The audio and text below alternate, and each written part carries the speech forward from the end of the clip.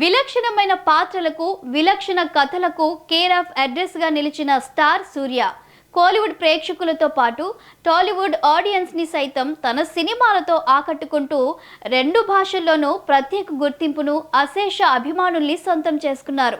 అయితే గత కొంతకాలంగా సూర్య తన మ్యాజిక్ ని రిపీట్ చేయలేకపోతున్నారు. కొత్త కథలంటూ చేసిన సినిమాలేవి బాక్సాఫీస్ వద్ద పేలకపోవడంతో వరుస ఫ్లాపుల్ని ఎదుర్కొంటూ రేసులో వెనుకబడ్డారు. ఈ నేపథ్యంలోని టాలీవుడ్ డైరెక్టర్ వెంకీ అట్లూరితో కలిసి సినిమా చేస్తున్నారు. వినూత్నమైన స్టోరీతో విశ్వనాథ్ అండ్ సన్స్ పేరుతో రూపొందుతున్న ఈ మూవీని తెలుగు ప్రొడ్యూసర్ సితారా ఎంటర్టైన్మెంట్స్ అధినేత సూర్యదేవర నాగవంశీ మరో నిర్మాత సాయి సౌజన్యతో కలిసి ఈ మూవీని నిర్మిస్తున్నారు. తనకంటే 20 ఏళ్ల వయసు చిన్నదైన అమ్మాయి ప్రేమిస్తున్నానంటూ వెంటపడితే హీరో ఎలాంటి నిర్ణయం తీసుకున్నాడు, ఆ తర్వాత ఎదురైన సవాళ్ళేంటి అనే వినూత్న కథాంశంతో దీన్ని రూపొందిస్తున్నారు.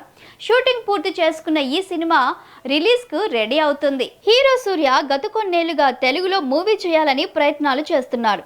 గజనీ టైం నుంచే తెలుగు ప్రొడ్యూసర్స్ ప్రయత్నాలు చేస్తున్నా అది ఇప్పటికి కుదిరింది. అయితే ప్రముఖ నిర్మాణ సంస్థలు సూర్యతో సినిమా చేయాలని ప్రయత్నించి విఫలమయ్యారు. ఫైనల్ గా సూర్య ఈ మూవీ చేయడానికి కారణం మ్యూజిక్ డైరెక్టర్ జీవి ప్రకాష్ అంట.